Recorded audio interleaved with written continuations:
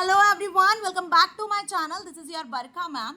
So my dear class 10th and 12th students जो अपनी compartment exam को लेकर बहुत ज़्यादा परेशान है कि मैम कब एग्जाम होगा, कब फॉर्म आएंगे, कब आपका एग्जाम क्लियर होगा और आप नेक्स्ट क्लास के लिए अप्लाई कर पाओगे और किस तरीके से फॉर्म फिल करना है।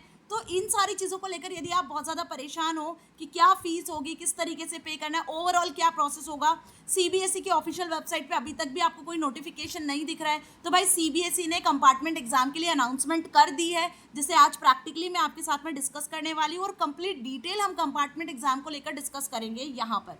तो यदि अभी तक भी चैनल को सब्सक्राइब नहीं किया है तो पहले चैनल को सब्सक्राइब कर लो, सो दैट आने वाले इंपॉर्टेंट इन्फॉर्मेशन के वीडियोज़ के नोटिफिकेशन आपको मिल सके।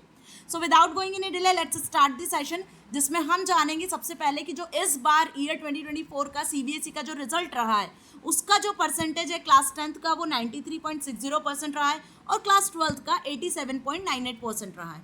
अब कुछ स्टूडेंट्स ऐसे भी हैं इस परसेंटेज में जो कंपार्टमेंट से फेस कर रहे हैं, मतलब वो स्टूडेंट्स जो कि कंपार्टमेंट एग्जाम, जिसे हम सप्लीमेंट्री एग्जाम के नाम से भी जानते हैं, आरटीबी जिसे आप बोल सकते हो, रिपीट थ्योरी, वो लगा हुआ है आपके रिजल्ट में, आपको ये चीज़ें दिख रही है। तो भाई आप लोग बिल्कुल भी पैनिक मत हो, क्योंकि कंपार्टमेंट आरटी या सप्लीमेंट्री जो एग्ज़ाम है वो कोई बहुत ज़्यादा परेशानी वाला बात नहीं है। हो सकता है कि आप में से कुछ ऐसे स्टूडेंट होंगे जो किसी एग्ज़ाम को, जो किसी सब्जेक्ट को देने के लिए प्रिपेयर ना हो, उनका फोकस ना हो, बीमार हो गए हो, कोई परेशानी रही हो, उनका फैमिली का सिचुएशन वैसा नहीं रहा हो, वो अपने उस पर्टिकुलर सब्जेक्ट पे फोकस नहीं कर पाए हो, तो इस वजह से उनका एग्ज़ाम अच्छा नहीं गया होगा, जिस वजह से उन्हें कंपार्टमेंट आई होगी।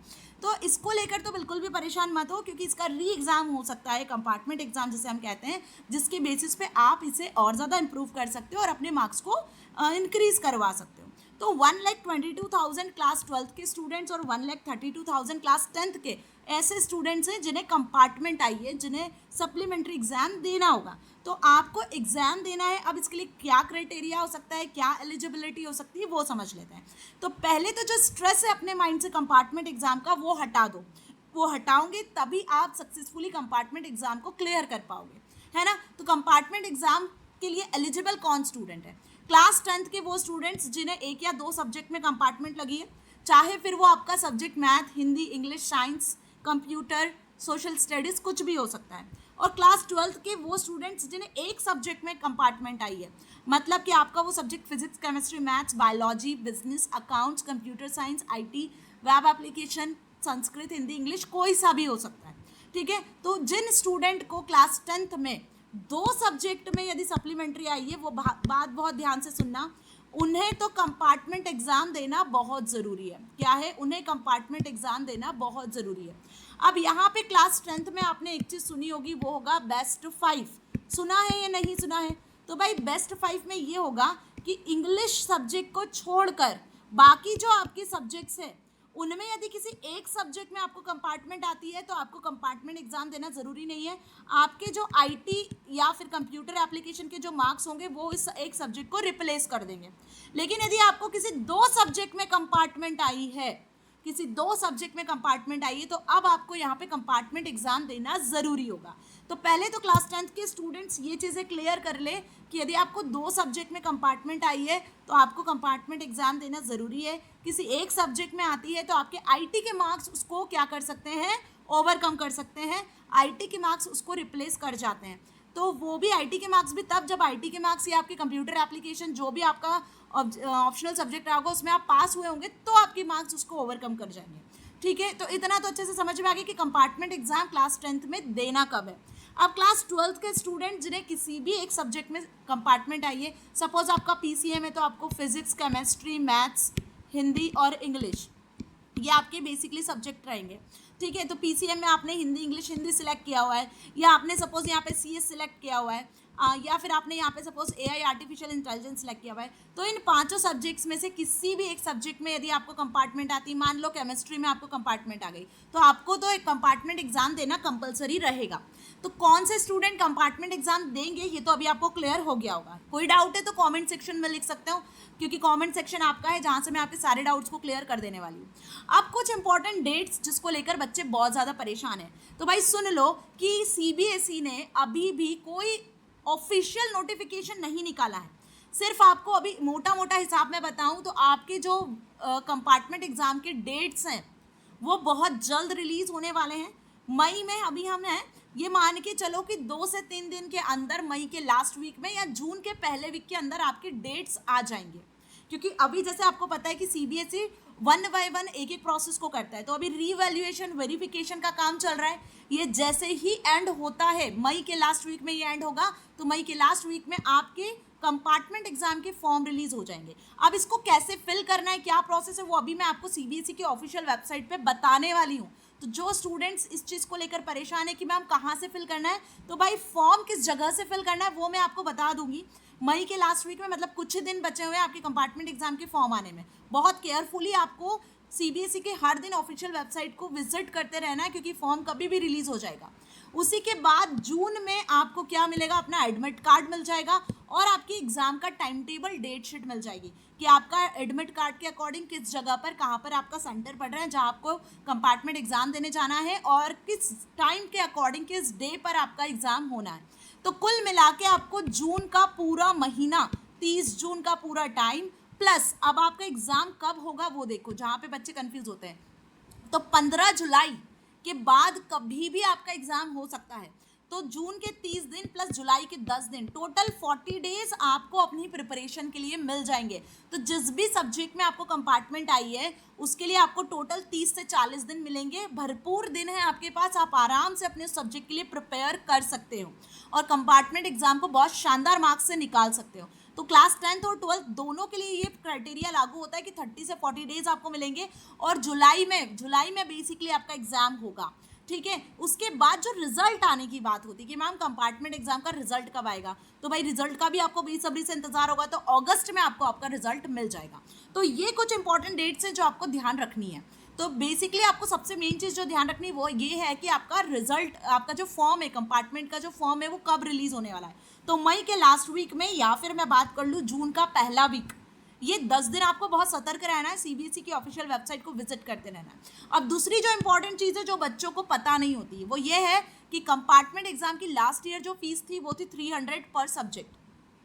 तो होपफुली इस ईयर भी यही रहना है, 300 पर सब्जेक्ट। आप किसी भी वेबसाइट को सर्च करोगे तो यही बता रहा है, वो यही आपकी फीस रहना है, ठीक है। लेकिन जो बच्चों को पता नहीं होता है वो ये होता है कि यदि आपने सही डेट पे फॉर्म फिल नहीं किया, क्लास 10th और 12th का कंपार्टमेंट का फॉर्म सही डेट पे फिल नहीं किया, तो भाई लेट फीस आपको 2000 देनी होगी, जो स्कूल वाले जनरली नहीं बताते हैं, ठीक है। तो यहाँ पे ध्यान रखना, आपको प्रॉपर टाइम टेबल का ध्यान देना है, फॉर्म किस डेट पे आएंगे, क्या लास्ट डेट होगी, उसका ध्यान रख के आपको फॉर्म फिल पहली फुर्सत में कर देना है ताकि आपके 2000 रुपये बच सके।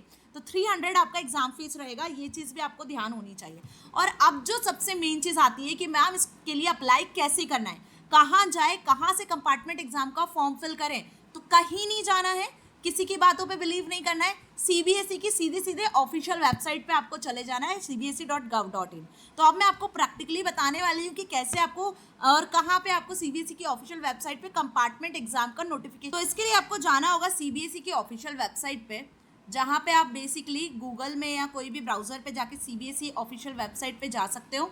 और फर्स्ट लिंक पे जैसे ही क्लिक करोगे तो इस तरीके का पेज आपको दिखता है। अब ये तो इससे तो आप बहुत ज़्यादा फैमिलियर होंगे, यही आपकी cbse.gov.in की ऑफिशियल वेबसाइट है, जहाँ पे आप अधिकतर मेन वेबसाइट पे जाते हो। जैसे ही मेन वेबसाइट पे जाते हो तो आपको कुछ नोटिफिकेशंस मिलने लग जाते हैं। अब यहाँ आप देखोगे तो यहाँ आपको कोई कंपार्टमेंट का नोटिफिकेशन नहीं मिलेगा, है ना। तो इसके लिए आपको जाना कहाँ है, बेसिकली मेन वेबसाइट पे नहीं जाना है, बल्कि आपको सेकंड वाले टैब पर परीक्षा संगम पे जाना है। जैसे ही परीक्षा संगम पे जाते हो तो यहाँ पे इस तरीके का पेज ओपन होगा, जिसमें आपको क्लिक कर लेना है कंटिन्यू पे।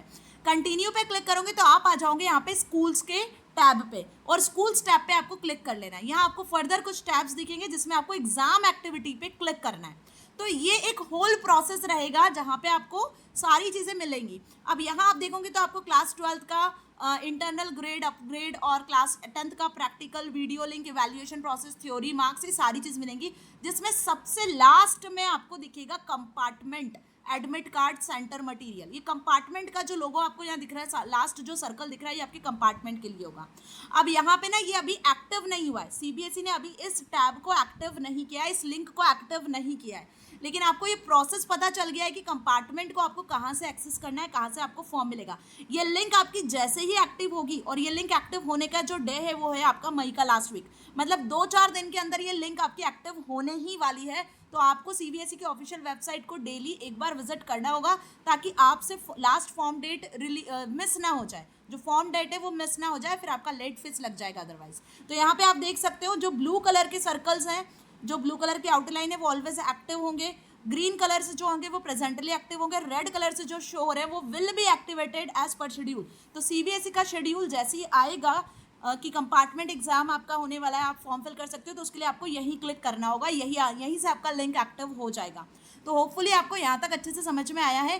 करना क्या है, आपको सीबीएसई की ऑफिशियल वेबसाइट पे जाना है और यहाँ से आपको सिलेक्ट कर लेना है, अगेन बता रही हूँ, परीक्षा संगम, जहाँ से आपको कंटिन्यू पे क्लिक करना है, स्कूल्स पे जाना है और यहाँ से आपको एग्जाम एक्टिविटीज़ पे जाना है। ठीक है, तो अभी देखो एक्टिव कैसे होगा वो एक डमी में आपको बताती हूँ। जैसे एग्जाम रेफरेंस मटेरियल पे चले गए, ये सर्कल आपको ब्लू कलर से आउटलाइन दिख रहे हैं, मतलब ये एक्टिव है। जैसे एग्जाम सर्कुलर्स पे मैं जाती हूँ, क्लिक करती हूँ, तो आप देखोगे यहाँ पे सर्कुलर्स ओपन हो गया।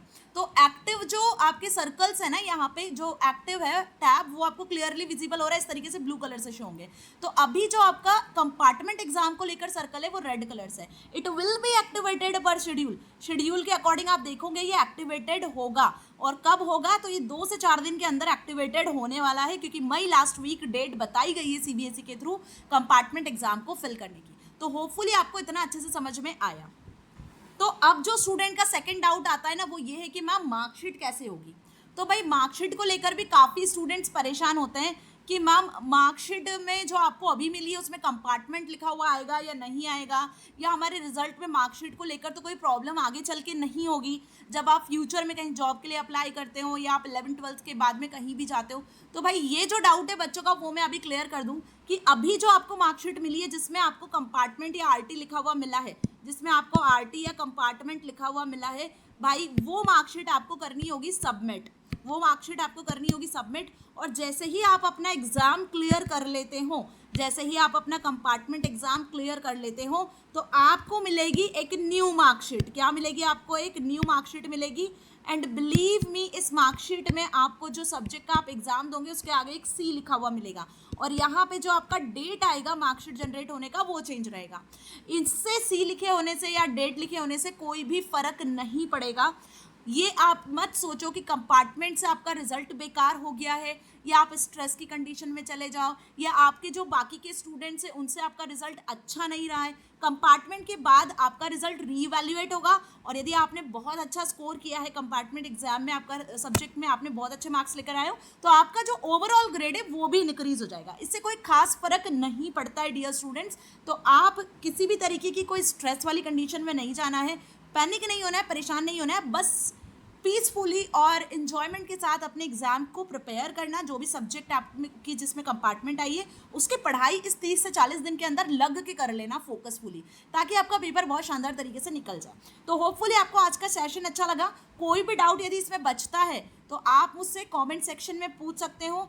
आगे आने वाले जो भी इंपॉर्टेंट सेशन है उसके लिए चैनल को सब्सक्राइब करना ना भूलें, क्योंकि कंपार्टमेंट एग्जाम का फॉर्म कब आ रहा है, किस तरीके से फिल करना है, वो सारी चीज़ मैं आपको डिटेल में बताने वाली हूँ। और आगे हम क्या नई चीज़ को लेकर आ सकते हैं, किस सब्जेक्ट को लेकर आपको अपनी प्रिपरेशन करनी चाहिए, बहुत सारी इन्फॉर्मेशन है जो मुझे आप सभी को प्रोवाइड करनी है। तो सबसे पहले चैनल को सब्सक्राइब कर लेना, सो दैट आगे आने वाले वीडियोस के नोटिफिकेशंस आपको मिल सके। और यदि इन्फॉर्मेशन अच्छी लगी तो इसे अपने दोस्तों के साथ शेयर करना ना भूलें। मिलेंगे नेक्स्ट सेशन में। Till then stay happy and keep watching.